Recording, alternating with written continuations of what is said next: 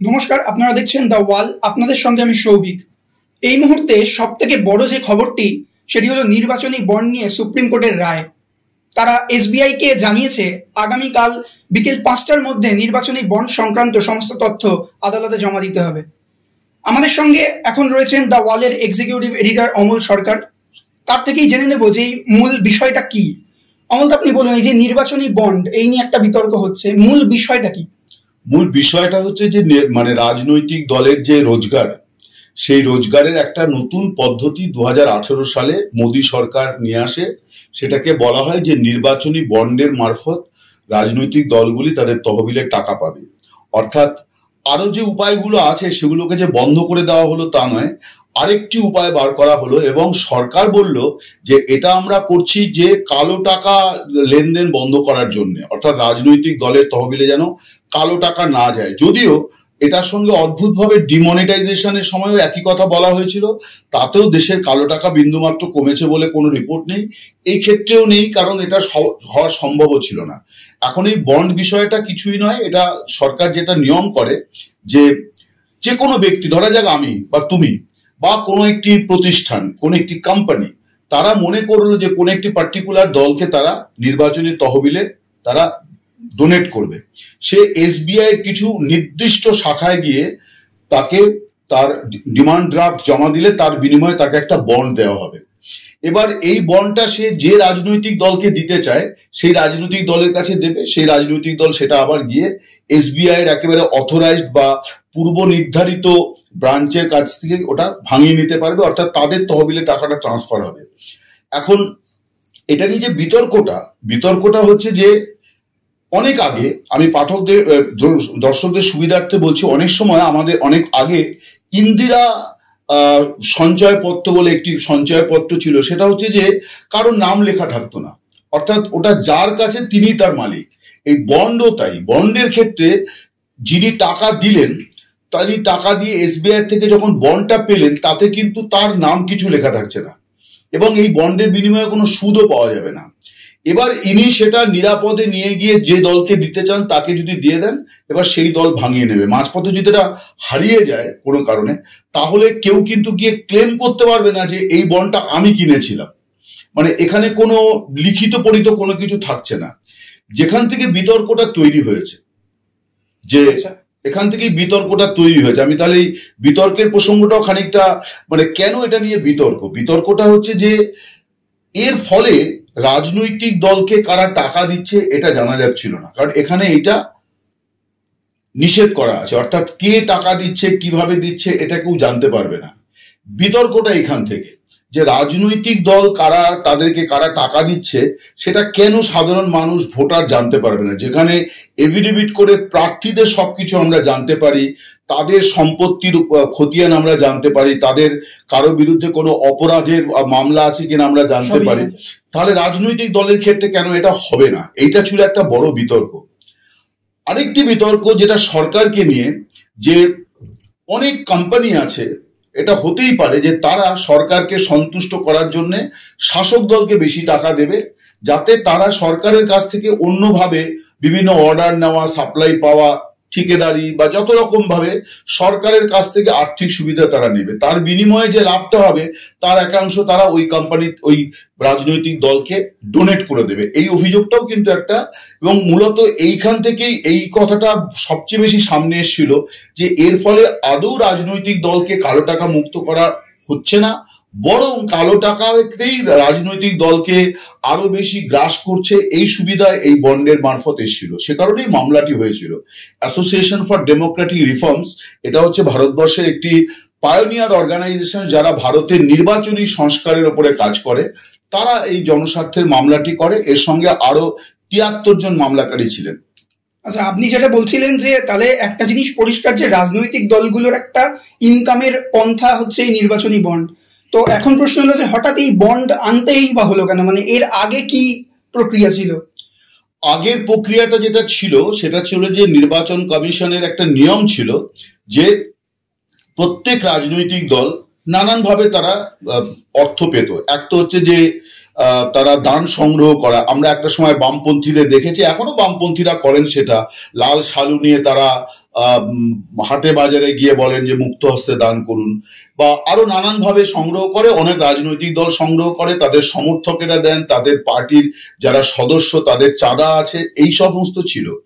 এছাড়াও কিন্তু corporate company বা যে কোনো কোম্পানিও রাজনৈতিক দলকে ডোনেট করতে পারত, এবং সেখানে প্রথমে নিয়ম ছিল যে 20,000 টাকা বা তার বেশি যদি টাকার অঙ্ক হয়, তাহলে সেই টাকার অঙ্কটা লিখিত পরিত হতে হবে, অর্থাৎ চেকে দিতে হবে। অর্থাৎ আমি যদি কোনো একটি রাজনৈতিক দলকে 20,000 টাকার বেশি দিতে চাই, তাহলে চেকে দিতে হবে, কিন্তু তার কম হলে পরে আমি ক্যাশ টাকাতেও দিতে পারতাম। এইখানে একটা কালো টাকার গল্প ছিল। সেই জন্য নির্বাচন কমিশন একটি মামলার পরিপ্রেক্ষিতে নির্বাচন কমিশন একটা নিয়ম বছর 3-4 আগে করে দেয়, এই টাকার অঙ্কটাকে কমিয়ে 2,000-এ নামিয়ে দেয়। অর্থাৎ তারা বলে যে 2,000 বা তার অতিরিক্ত যদি কেউ দান করে তাহলেও চেকে দিতে হবে, অর্থাৎ যিনি ডোনার তার নামটা অফিসিয়ালি জানা থাকবে যে ইনি দিয়েছেন। এইভাবেই রাজনৈতিক দলগুলো টাকা পাচ্ছিল, এবং সেখানে একটা অভিযোগ উঠেছিল, বিশেষ করে যেমন একটি রাজনৈতিক দল বহুজন সমাজ পার্টি, তাদের দেখা যাচ্ছিল যে তারা যে টাকা পেয়েছে বলে নির্বাচন কমিশনের কাছে জানাচ্ছিল, সেখানে দেখা যাচ্ছিল তারা দেখাচ্ছিল যে 99% অর্থ তারা এরকম ক্ষুদ্র দানের মারফত পেয়েছে। আসলে কি হয়, আমি দিলাম হয়তো 1 লাখ টাকা, কিন্তু সেটাকে যদি আমি 6টা ভাগে দিই তাহলে ওটা 20,000-এর নিচে নেমে আসছে প্রত্যেকটা দফা, ফলে আমাকে আর লিখিত পরিত বা চেকে দিতে হচ্ছে না। সো এই ফাঁকিবাজিগুলো ছিল, কিন্তু তার পরিবর্তে যেটা আনা হলো বন্ড, সেটা কিন্তু কোনো সমাধান নয়, বরং সেটাতে যে অভিযোগটা উঠেছে এবং যেটা দেখা গেল যে একটি রাজনৈতিক দলের খাতেই সবচেয়ে বেশি প্রায় 55% টাকা জমা পড়ে গেছে। বিতর্কটা এইখানে। আচ্ছা, তো এই জায়গা থেকে আমি একটা জিনিস আপনাকে জিজ্ঞাসা করতে চাইবো যে এখন যখন সুপ্রিম কোর্ট নির্বাচনী বন্ডকে অবৈধ বলে ঘোষণা করে দিয়েছে এবং তার তথ্যও চেয়েছে, এবং সেটা এসবিআই কে বলা হয়েছে আগামীকাল বিকেল 5টার মধ্যে তাদের জমা দিতেই হবে, আর কোনো তাদের কাছে অপশন নেই, তো এর পরবর্তী ক্ষেত্রে কি অপশন হতে পারে? নির্বাচনী বন্ড কি আবার অন্য রূপে ফিরে আসতে পারে বা অন্য কোনো পন্থা? আমি একটা প্রথমত যে কেন এসবিআই 30শে জুন পর্যন্ত সময় চেয়েছিল, 4 মাস, তার একটা ব্যাখ্যা আছে যেটা সুপ্রিম কোর্ট মানেনি, আজকে মানেনি, সেটা খারিজ করে দিয়ে বলছে কাল। ব্যাখ্যাটি যে ওরা যেটা বলতে চেয়েছিল যে এই বন্ডের সংক্রান্ত কোনো তথ্য ওরা কম্পিউটারে রাখেনি, তার কারণ গোপনীয়তা রক্ষা করার জন্য। অর্থাৎ বন্ড সংক্রান্ত যে আইনটি পাশ হয়েছিল সেখানে বলা হয়েছিল যে ডোনারের গোপনীয়তা রক্ষা করতে হবে, ফলে ওদের বক্তব্য যে একটা বাটন টিপে আমি সব পেয়ে যাব এই ব্যবস্থা নেই, সবই কাগজপত্রে লেখা আছে, এবং সেই কাগজপত্রগুলো যে ব্রাঞ্চ থেকেই কেনা হোক আর যে ব্রাঞ্চেই ভাঙানো হোক, আলটিমেটলি সেই কাগজপত্রগুলো সবই বম্বেতে এসবিআই সদর দপ্তরে রেখে দেওয়া আছে। ফলে লেনদেন, অর্থাৎ মোট 22,170টা বন্ড বিক্রি হয়েছে। এইবার যদি ধরা যায় যে একজন ব্যক্তি 10টা বন্ড কিনেছেন, তাহলেও 2,000 লেনদেন হয়েছে। ওদের বক্তব্য যে গোটা ভারতবর্ষ জুড়ে এই 2,000 লেনদেন কে কবে কোথায় কিনেছিল, কোন দলকে দিয়েছে, এটা জানতে আমার সময় লাগবে। কিন্তু সুপ্রিম কোর্ট আজকে একটা মৌলিক প্রশ্ন তুলেছে যে আমি তো 26 দিন আগে জাজমেন্টটা দিয়েছিলাম, তুমি এতদিন কি করছিলে? তুমি এতদিন পরে, অর্থাৎ ওরা গত 4 মার্চ সুপ্রিম কোর্টে একটা পিটিশন দিয়ে বলে যে আমাদের 30শে জুন পর্যন্ত সময় লাগবে, যেখান থেকে মনে করা হচ্ছে যে আসলে এই বন্ড সংক্রান্ত তথ্য ফাঁস হলে ভারতের কর্পোরেট দুনিয়া, তাদের যে গোপনীয়তা, অর্থাৎ তারা কোন রাজনৈতিক দলকে সেবা বেশি দেয় বা কোন রাজনৈতিক দল কোন কোম্পানির কাছ থেকে টাকা পায়, এই বিষয়গুলো ফাঁস হয়ে যাবে। যে কারণে অনেকেই অভিযোগ করছিলেন যে এসবিআইও শাসক দলের এবং সরকারের চাপে এরকম একটা মতলব করেছিল যে 30শে জুনের পর করবো, কারণ ততদিনে ভারতের নির্বাচনটা শেষ হয়ে যাবে, ফলে বন্ডে কে কার টাকা পেয়েছে এটা নির্বাচনে আর ইস্যু হবে না, এই জায়গা থেকে তারা এটা করেছিল। এবার তুই যে প্রশ্নটি করলে যে ভবিষ্যতে এটা কি হতে পারে, দেখো ভবিষ্যতে প্রথমত হচ্ছে যে মানে নির্বাচনের বন্ড বাদ দিলেও বাকি যে টাকা রোজগারের যে উপায়গুলো ছিল সেগুলো কিন্তু কখনো বাতিল হয়নি, ফলে সেগুলো চলতে থাকবে। যেমন নির্বাচনী বন্ড বামপন্থীরা নেয়নি, সিপিআইএম কিন্তু নির্বাচনী বন্ড নেবে না, তারা ঘোষণা করেছিল, অনলি পলিটিক্যাল পার্টি যারা নেয়নি। তো আবার বিজেপি তারা সবচেয়ে বেশি পেয়েছে, আবার খুব আশ্চর্যজনকভাবে একটি আঞ্চলিক দল তৃণমূল কংগ্রেস, তারা হচ্ছে দ্বিতীয় সারিতে আছে, এবং নির্বাচনী বন্ড সবচেয়ে বেশি বিক্রি হয়েছে, এটাও খুব ইন্টারেস্টিং, কলকাতা থেকে সবচেয়ে বেশি বিক্রি হয়েছে। এবং মানে এখনো পর্যন্ত যে হিসেব পাওয়া গেছে তাতে সেকেন্ড পজিশনে আছে তৃণমূল কংগ্রেস, তারপরে আছে সর্বভারতীয় দল কংগ্রেস। ফলে কে কাকে টাকা দিয়েছে এই ব্যাপারে দেখা যাচ্ছে যে কিছু কিছু দল তারা কিন্তু অদ্ভুতভাবে নীরব, কারণ তারাও চাইছে না, শুধুমাত্র কিন্তু বিজেপি নয়, নির্বাচনী বন্ডের বিষয়টা আরো অনেক রাজনৈতিক দলও চাইছে না যে তাদেরকে কোন কোম্পানি টাকা দিয়েছে। কারণ আগামী দিনে দেখা যাবে যে অমুক কোম্পানি কোন একটি দলকে 100 কোটি টাকা দিয়েছে, তার বিনিময়ে সেই কোম্পানি হয়তো দেখা যাচ্ছে 5,000 কোটি টাকার একটা প্রকল্প ওই রাজ্যে বা ওই রাজ্য সরকারের বা কেন্দ্রীয় ওই মন্ত্রকের হয়ে সে কাজ করছে।